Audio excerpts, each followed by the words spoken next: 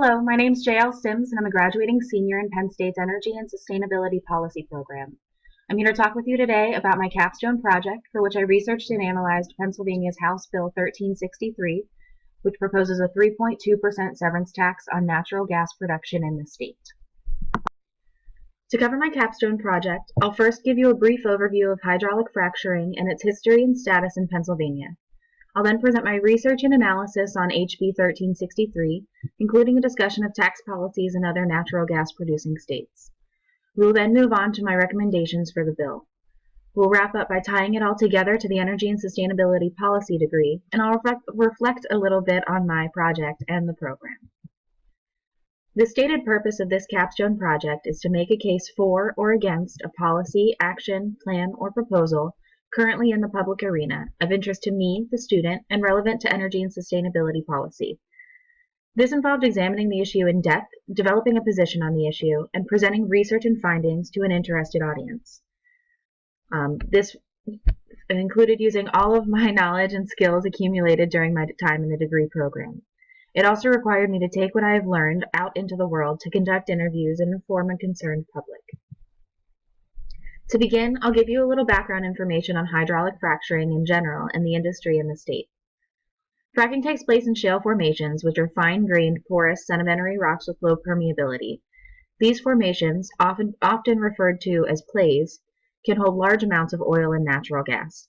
They're called unconventional sources because, until relatively recently, oil and gas companies were unable to reach the fossil fuels within them in an economic way.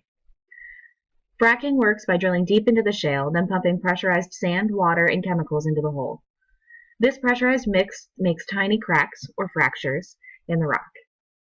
The sand holds these fractures open, and the chemicals act as a lubricant to keep things flowing smoothly. The fossil fuel is then drawn from the well for use. Fracking also uses horizontal drilling to maximize each well's access to the shale formation.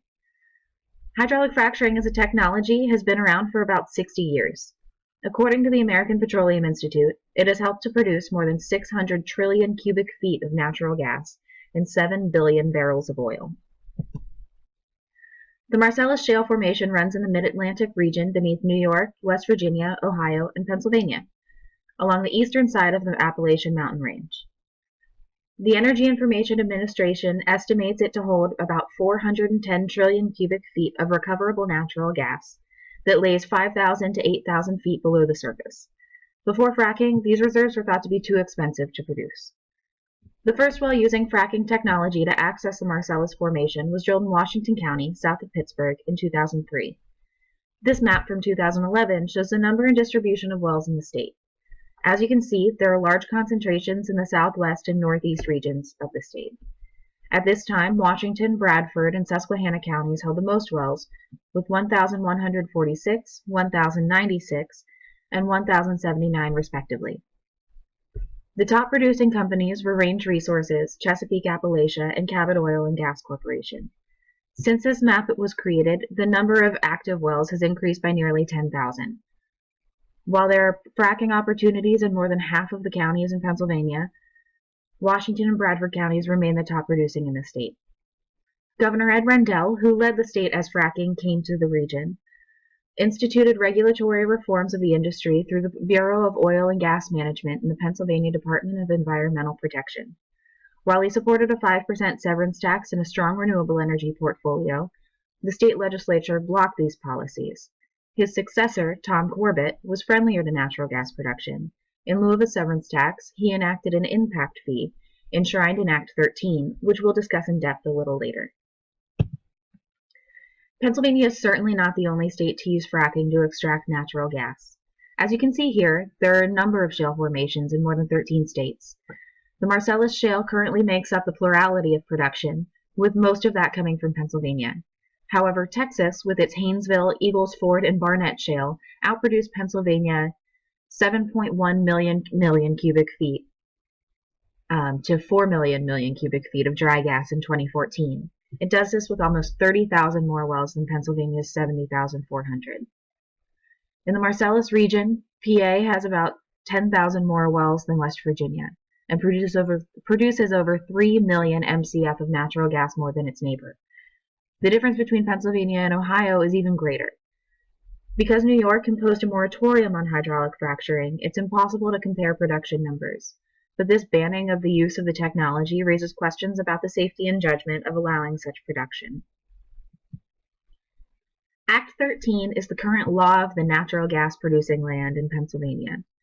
Its formation began when Governor Corbett created the Marcellus Shale Advisory Committee to develop policy recommendations for oil and gas regulations. He wanted Pennsylvania to become a national hub for the industry, and he populated this committee with many industry representatives and a few members of environmental groups. Their recommendations covered many aspects of production, from setback requirements to tax policy. These recommendations were largely adopted by the governor and passed as Act 13, which is also known as the Unconventional Gas Well Impact Fee. Now, this fee is not tied to production, but rather is assessed on a per well basis. The table here shows the fee structure of the impact fee. The price is tied to both the market natural gas wellhead price per 1,000 cubic feet, which is shown at the top, and the number of years a well has been active, which is shown to the left. After 15 years of service, the fee drops to zero. Economists have calculated this fee to work out to about a 2% tax rate on production.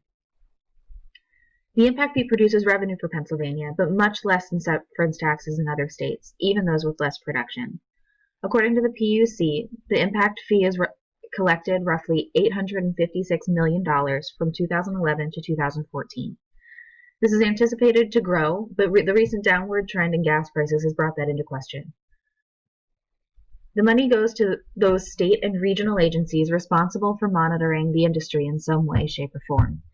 This includes the county conservation districts, the Fish and Boat Commission, the Public Utility Commission, the Department of Environmental Protection, the PA Emergency Management Agency, the Office of State Fire Commissioners, and the Department of Transportation.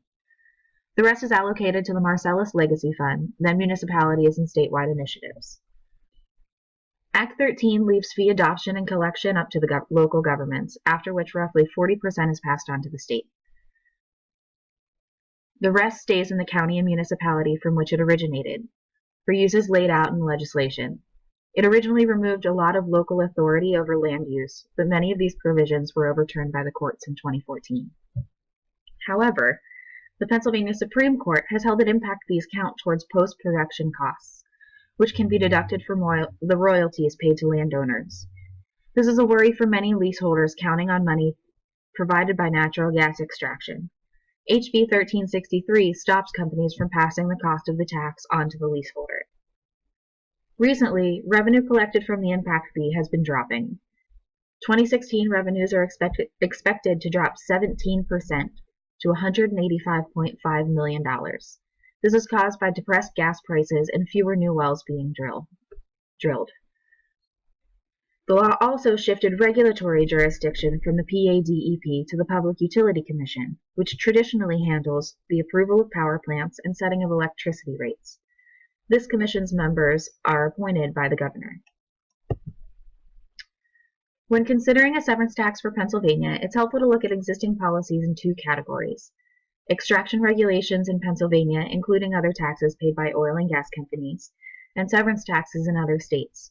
The most related existing policy in Pennsylvania is Act 13, which we just discussed. Every other major gas-producing state has a severance tax. The table above shows the severance taxes in place in Texas, the largest producer, and West Virginia and Ohio, which are also producing natural gas from the Marcellus Play. The cost of the tax is incurred to pay for the reduction in the state's natural resources. Other states in the Marcellus region have rates around 5%. This is also the mean rate across all natural gas producing states. Economic analysis of a 5% severance tax in Pennsylvania shows that the price of natural gas could raise by more than 3%. There might also be a slight reduction in production. However, states with severance taxes are still producing significant amounts of gas. Pennsylvania State Representative Mike O'Brien believes that a severance tax would not deter drillers. Rather, they would want to keep a position for the harvesting of the Utica deposit, which lies below the Marcellus Play. The revenue that would be generated by a severance tax would be an important piece to the Pennsylvania budget, but in order to keep the revenue, the rate should not deter business. As you can see, Texas has a relatively high severance tax at 7.5%. This brought the state over $1 billion from natural gas production in 2015. At the same rate, Pennsylvania could have collected almost $600 million the same year. West Virginia rates aligns with that proposed by Governor Wolf. In 2014, Pennsylvania collected about $200 million from its impact fee. If it had had West Virginia's 5% severance tax, that number would have been closer to $425 million. Ohio's severance tax is lower than the other two states represented here, but its governor, John Kasich, has been pushing to raise the rate. The revenue collected from the Act 13 fee averaged $213 million a year from 2011 to 2014. This chart shows 2014 revenue at $229 million. This is projected to grow to $382 million by the year 2020. The chart compares this to severance tax rates in Texas and West Virginia. You can see that the projected revenue doubles even at the lowest compared rate. This is a huge amount of money to leave uncollected when other states are realizing the potential revenue stream and continuing to see the industry grow. This brings us to House Bill 1363. HB 1363 is a proposal to levy a 3.2% severance tax on unconventional drilling operations statewide on top of the current impact fee. The fee distribution is similar to that laid out in Act 13, with some money going towards state programs and the rest staying in counties and municipalities for programs developed in the impact fee legislation. Additionally, it proposes that 75% of revenue collected in excess of that required to fully fund Act 13 programs be directed to education. The other 25% will go to the environmental and human services programs, and it also has bipartisan support in the state. While mostly Democratic, House Bill 1363 has some bipartisan support. Its prime sponsor, Jean D. Girolamo, a Republican from Bucks County in eastern Pennsylvania. Co-sponsors of the bill include Democrats and Republicans from across the state, and you can see them here. D. Girolamo has touted his plan as a smart public policy, fair to the industry, that makes substantial investments in our citizens and natural resources, and can attract the support of Governor Tom Wolf, Republican legislative leaders, and both Democratic and Republican members of the General Assembly. The reasoning for the statement mostly has to do with the lower proposed rate, which should be more palatable to producers.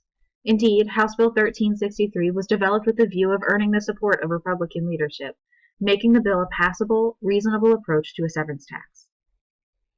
With so many other severance tax proposals, there are more than 10 currently up for consideration. House Bill 1363 has received very little attention. Recent budget negotiations included Governor Wolf's 5% proposal, and they've taken up most of the column inches allotted to the issue. House Bill 1363 was referred to the House Committee on Environmental Resources and Energy on June 26, 2015, where it remains. This committee has met a few times this year without taking up the bill for consideration. The bill must be voted out of committee in order to be considered by the General Assembly and passed first onto the state Senate, then Governor Wolf. Because of the relative deluge of severance tax and other natural gas regulation proposals, there are few instances of clear, defined support for House Bill 1363. There is, however, plenty of support to enact a severance tax in Pennsylvania. There are many stakeholders on both sides of the severance tax debate, each with their own reasoning and agenda. Understanding stakeholders' motives and morals is important to passing successful legislation.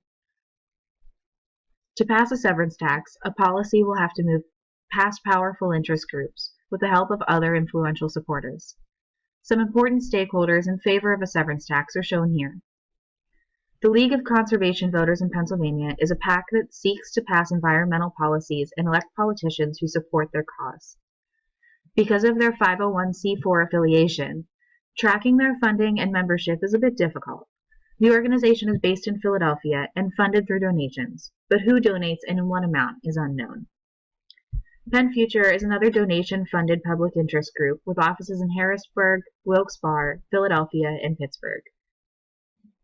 Penn Environment is an environmental advocacy coalition funded by individual donations and grants. They have offices in Philadelphia and Pittsburgh.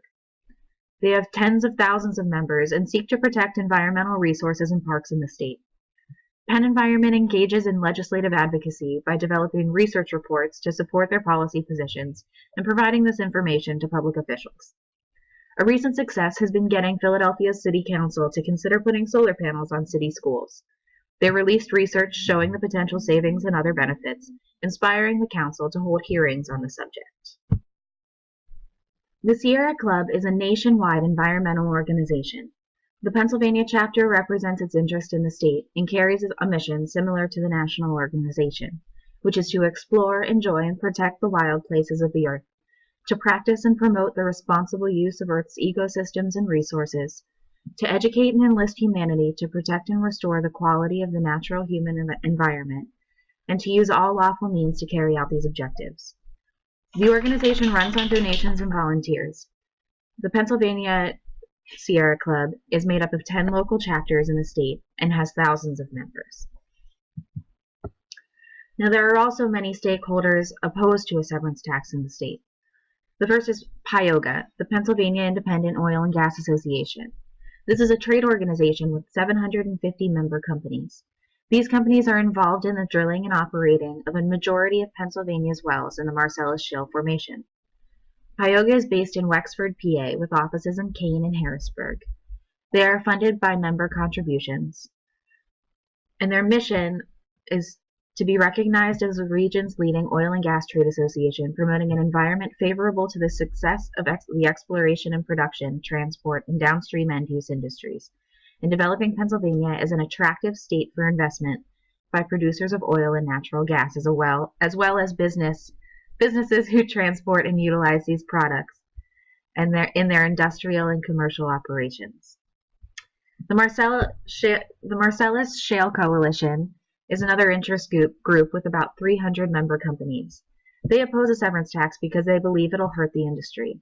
Their stated missions includes providing the safest possible workplace for employees within the contractors and communities in which they operate, and continuously improving their practices and seek transparency in their operations. They say they want to be responsible members of the communities where they work and encourage spirited public dialogue and fact-based education about responsible shale gas development, while conducting their business in a manner that will provide sustainable and broad-based economic and energy security benefits for all of its member companies. The Pittsburgh-based organization's funding is unclear, but it appears to come from membership dues and donations. The Citizens Alliance of Pennsylvania, or CAP, is a nonprofit organization based in Lemoyne, PA. They are funded by donations from individuals and a conservative education political action committee, and they are very conservative. They oppose a severance tax because they seek to limit the power of the government and want to break the state government's iron triangle of career politicians, bureaucrats, and big government lobbyists. The Pennsylvania Chamber of Commerce is based in Harrisburg with offices in Pittsburgh and Allentown. They are a lobbying organization with an associated PAC. They have thousands of business members representing about half of the private workforce in the state. Their mission is to act as the statewide voice of business and articulate and advocate on those public policy issues that will expand private sector job creation and lead to a more prosperous Pennsylvania for all of its citizens. The organization opposes the severance tax on the grounds that it will cost jobs and raise fuel prices.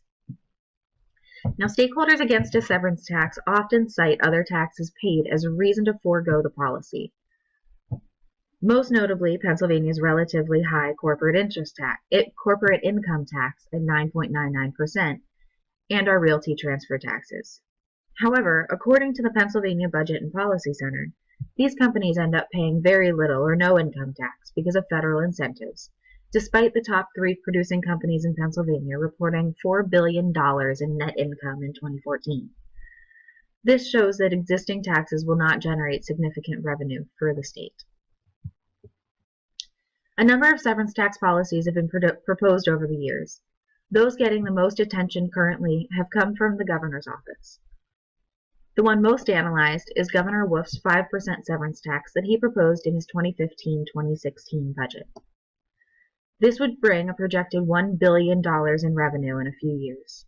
The tax policy is structured very similar to that in West Virginia. This money would be used for school funding, economic development, and gas drilling oversight, all helping to eliminate the budget's structural deficit.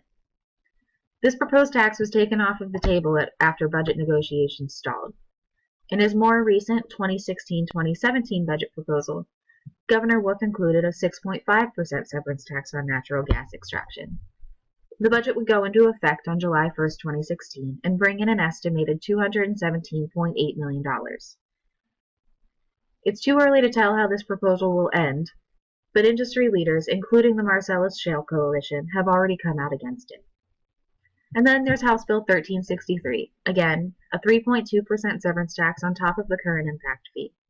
This money goes first to fund Act 13 programs, and then to local regions for education, human services, environmental programs, and pension relief. Now, to adopt any new policy, we have to consider political will. There appears to be broad public support in favor of enacting a severance tax.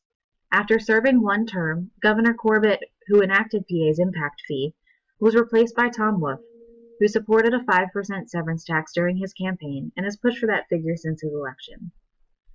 A natural gas severance tax has public support. A poll from Franklin and Marshall College shows 67% of registered voters in favor of increased taxes on natural gas extraction. Another poll from Robert Morris University in 2014 shows a 58.2% of those polled in favor of a severance tax. There is much less support for a tax in the state legislature. While members of both parties have introduced severance tax bills over the years, none has come to fruition. With Republican control in the state government, it is a difficult road for any bill to come to a floor vote. Many are fighting hard to keep it that way. Industry interest has spent $46.8 million lobbying against a severance tax from 2007 to 2014.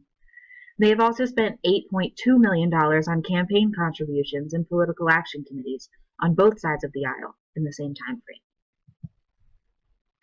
Now, there are three realistic policy alternatives to House Bill 1363. The first is to do nothing, simply continue with the impact fee as it is. The second is the enactment of Governor Wolf's proposal in his current budget, a 6.5% severance tax. And the third is Governor Wolf's former proposal of a 5% severance tax, which is nearly identical to West Virginia's current policy. And a 5% severance tax is the average rate across natural gas producing states. Taking no action on passing a severance tax policy would cause a large reduction of state revenue from natural gas production. Lower gas prices have already dropped rates paid in the impact fee as low as possible. On top of that, as old wells begin to time out in a couple of years, they're not being replaced by new wells and new revenue. It would appease industry interest in those lawmakers that support them, and it would ensure that the revenue earned from the industry, in the form of the current impact fee, stays local to production. This track leaves out consideration of public interest, which is in favor of a severance tax. It also gives the industry a relatively free pass to conduct its business in the state. Governor Wolf's current proposal of a 6.5% severance tax seems unrealistic. His attempt to pass his 5% tax failed. The stalemate caused by the severance tax and other proposed tax increases caused the state to operate without a budget for months. It would take considerable effort from supportive stakeholders to see any movement on this policy. It also fails to protect leaseholders from having the cost of the tax taken out of their royalties. Governor Wolf's previous proposal of a 5% severance tax is considered by many to be a fair policy comparable to others in the region. However, it was unable to gain any traction in 2015 and was cut from the budget relatively early. Industry interests are unlikely to back down on this point without concessions in other areas, and that brings up some environmental worries. The tax proposed by the governor would be spent on education, which hasn't been very popular among conservative members of the General Assembly. My recommendation for the bill is to push to pass House Bill 1363. We will build a coalition of interested stakeholders, craft a message that shows the positive features and impact of the bill, and get that message out to an interested audience. Pennsylvania should enact a severance tax policy, and House Bill 1363 is a well-structured, reasonable approach to take. A severance tax is intended to compensate the state for the value of the minerals extracted. This is a fair, reasonable, and ethical exchange of goods and services. Pennsylvania is the only major gas-producing state without a severance tax. The current impact fee structure generates revenues disproportionately low when you compare production to other states with severance taxes. House Bill 1363 proposes a modest rate of 3.2%.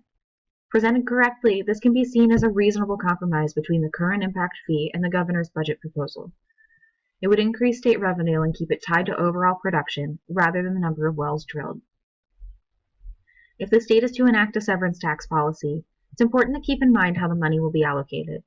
Much of the revenue generated by the current impact fee stays local to the producing county or municipality. These local governments have come to depend on the money. A severance tax that changes the earmarked structure to spend more money statewide could see backlash from those producing counties and municipalities. House Bill 1363 keeps the structure of the current impact fee.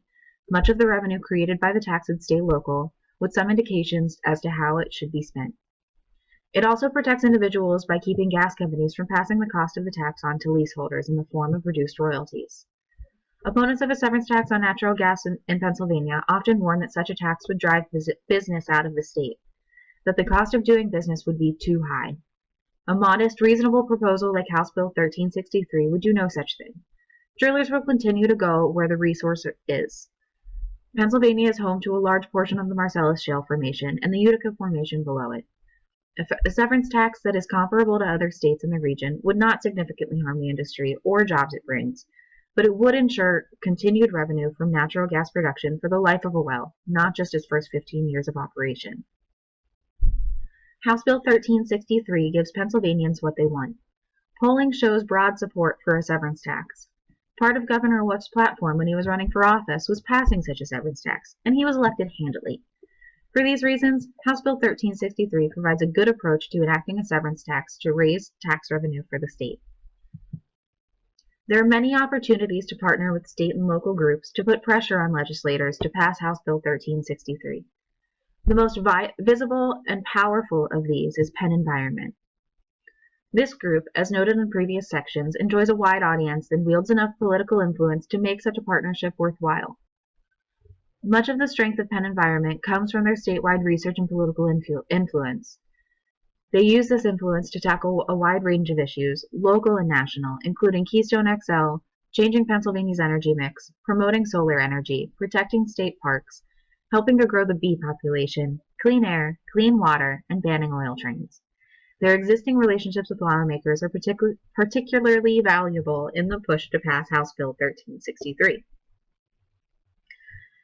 Penn Environment lists its goals as far as natural gas exploration is concerned, as informing people about the industry's threats, teaching community leaders to defend their communities, exposing damage caused by the industry, and collecting petitions to keep state legislators accountable for their actions in keeping the industry in check. It has reported many threats posed by the unconventional drilling for natural gas.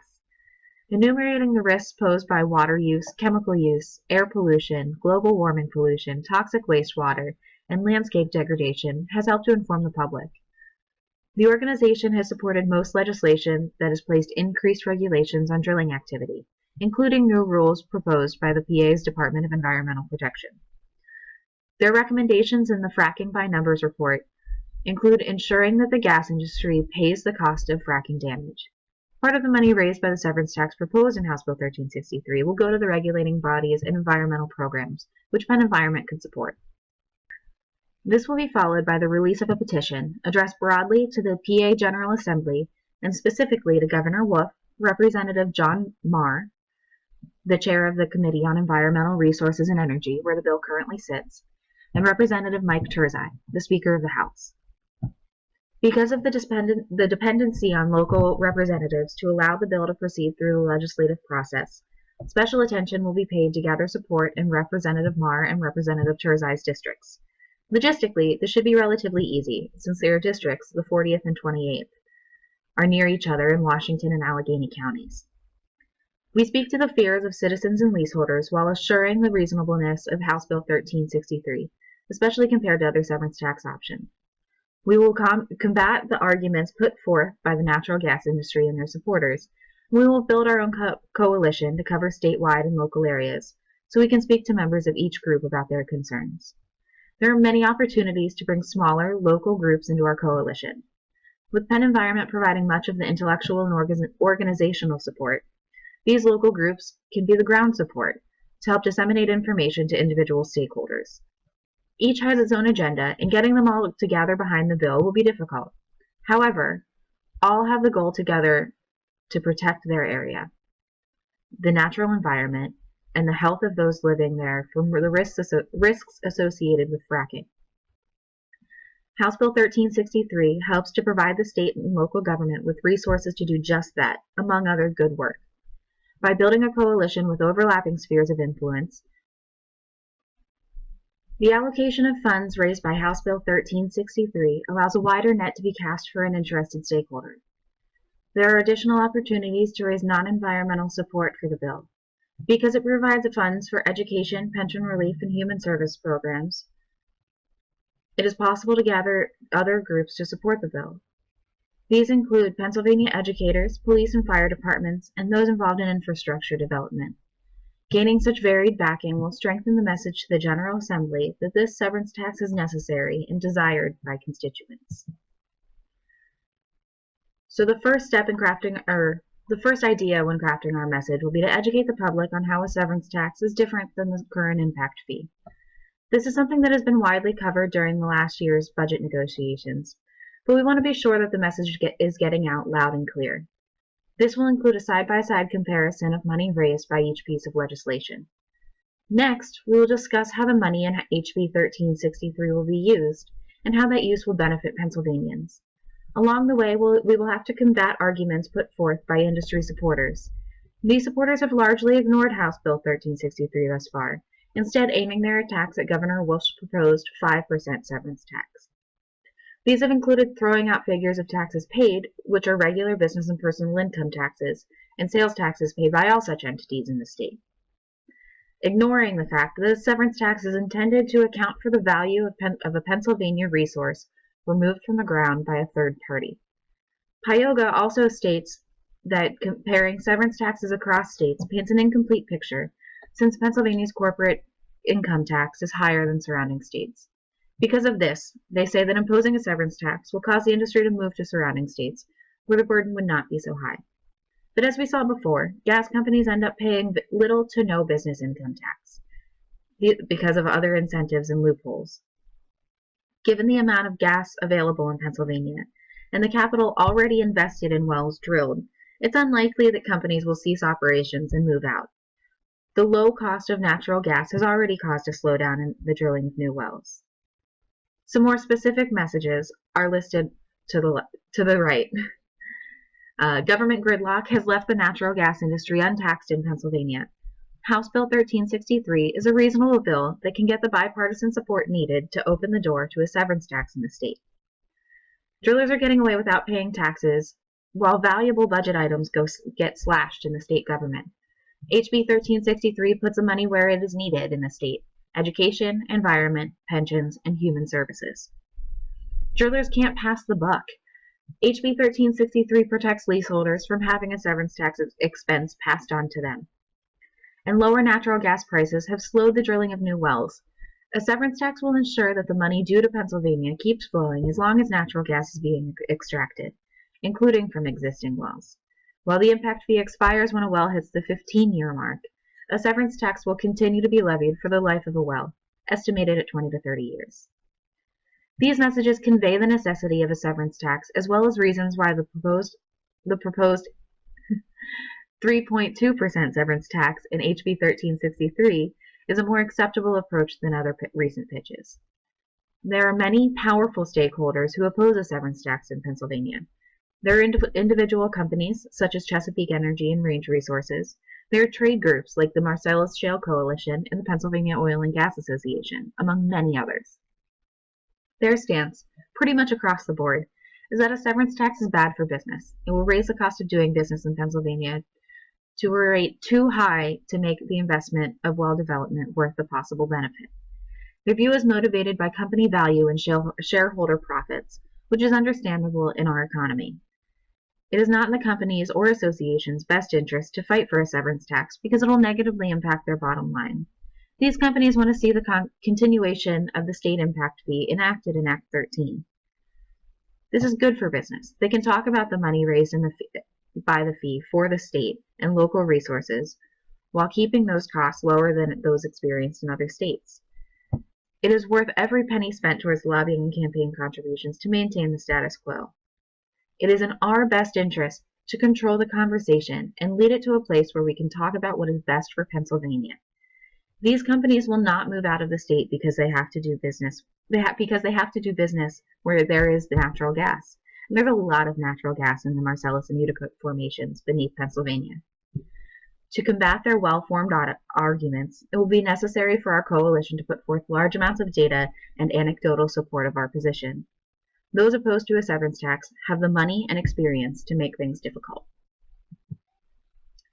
Our message will be directed towards those negatively impacted by unconventional well development, those who see the impact fee as ineffective, the majority of Pennsylvanians who wish to see a severance tax enacted, local governments who want more freedom and less threat in how they conduct business with drilling companies, environmentalists, and those outside of these groups who would be positively impacted by the programs funded by House Bill 1363. This last group includes educators, pensioners, and those who work in human services. That is, all who would receive funds collected by the severance tax. This wide and varied audience will become more manageable as we build coalitions with other industry and interest groups who recognize the benefit of a reasonable, passable severance tax. To review, House Bill 1363 seeks to impose a 3.2% severance tax on natural gas production in Pennsylvania. It will protect the royalties due to leaseholders by not allowing gas companies to pass this cost on. It enjoys bipartisan support and was crafted to win the support of Republican leadership. To pass the bill, we will build a coalition, starting with Penn Environment and later engaging other statewide and local groups. We will craft a message to reach our audience, focusing on the benefits provided in House Bill 1363 and its possibility of success compared to other severance tax proposals. And then we'll spread the word through our coalition and a petition to lawmakers, encouraging them to pass the bill.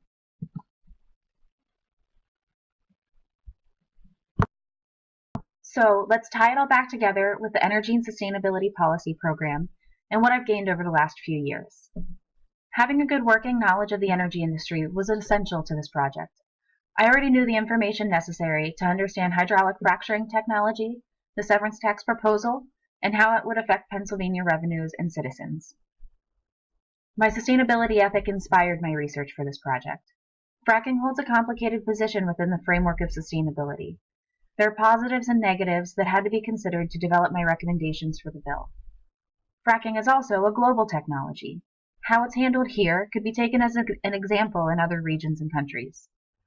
Policies that regulate and practice proper allocation of the funds collected through taxes and fees can have a broader influence than one might originally assume. Policy analysis is, naturally, an analytic process. The skills developed during my time at Penn State enabled me to analyze both the bill at hand and the interactions stakeholders would have with it. There are three key ways this project required communication skills: through my written report, through my conducting interviews, and presenting my work both in person and through this video. And some classes I found particularly helpful throughout this project were policy making and evaluation. I refer to my notes and course material very often. Energy policy, because I learned different ways energy is regulated and incentivized. Global energy enterprise, because it taught me to understand how stakeholders interact with policies and lawmakers. And energy in a changing world, because it helped me to understand where natural gas and fracking fit into the larger sustainability perspective. So thank you for watching this presentation and for providing me with what I need to be successful after I leave Penn State.